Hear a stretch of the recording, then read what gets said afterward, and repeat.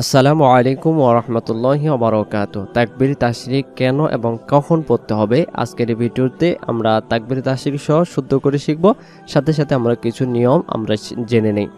তাকবীরে তাশরিক বলার সময় হলো ফজরের পর থেকে শুরু করে 13 জিলহজ আসর পর্যন্ত, অর্থাৎ মোট 23 ওয়াক্ত ফরজ সালাতের পরে এটাকে আমরা তাকবীরে তাশরিক বলবো। 9 জিলহজ আরাফা থেকে 13 জিলহজ পর্যন্ত প্রতিটি ফরজ সালাতের পর একবার তাকবীরে তাশরিক বলা ওয়াজিব বা জরুরি। অবশ্যই আমরা এটাকে বলবো।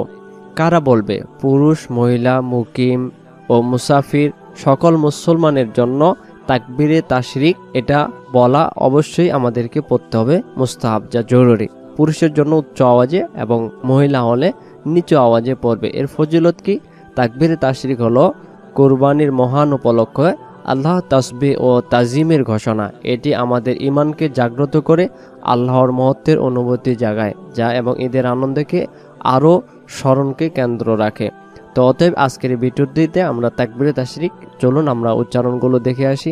ঈদুল আজহাতে আমরা যে তাকবীরটি পড়বো অবশ্যই এটাকে আমরা এভাবে বলবো: আল্লাহু আকবার, আল্লাহু আকবার, আল্লাহু আকবার, আল্লাহু আকবার, লা ইলাহা ইল্লাল্লাহ।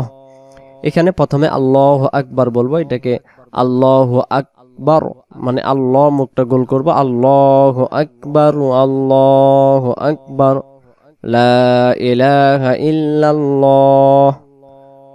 অর্থাৎ কালিমা তয়্যিবার শুরুর অংশ, আর প্রথমে আল্লাহু আকবার দুইবার বললাম, এরপরে কালিমা তয়্যিবার শুরুর অংশ লা ইলাহা ইল্লাল্লাহ, এরপরে আল্লাহু আকবার, আল্লাহু আকবার।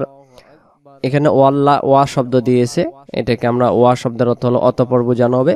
অতঃপর আল্লাহ মহান, আল্লাহ মহান, ওয়ালিল্লাহিল হামদ, হামদ। এই শব্দটা শেষে শব্দটা যেন স্পষ্ট হয়, হামদ, হাম হাম যেন না হয়।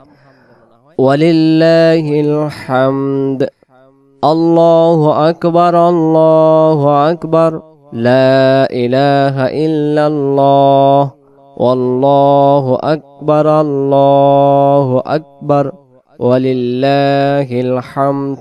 উচ্চারণের অর্থ হলো আল্লাহ মহান, আল্লাহ মহান, আল্লাহ ছাড়া কোনো মাবুদ নেই, আল্লাহ মহান, আল্লাহ মহান, সকল প্রশংসা আল্লাহর জন্য। তো খুবই চমৎকার একটি দোয়া আমরা ঈদুল আজহাতে অবশ্যই এটাকে আমরা সবাই পড়ব। আল্লাহ সুবহানাহু ওয়া তাআলা আমাদেরকে পড়ার, বোঝার এবং আমল করার তৌফিক দান করুক। আমিন। আসসালামু আলাইকুম ওয়া রাহমাতুল্লাহি ওয়া বারাকাতুহু।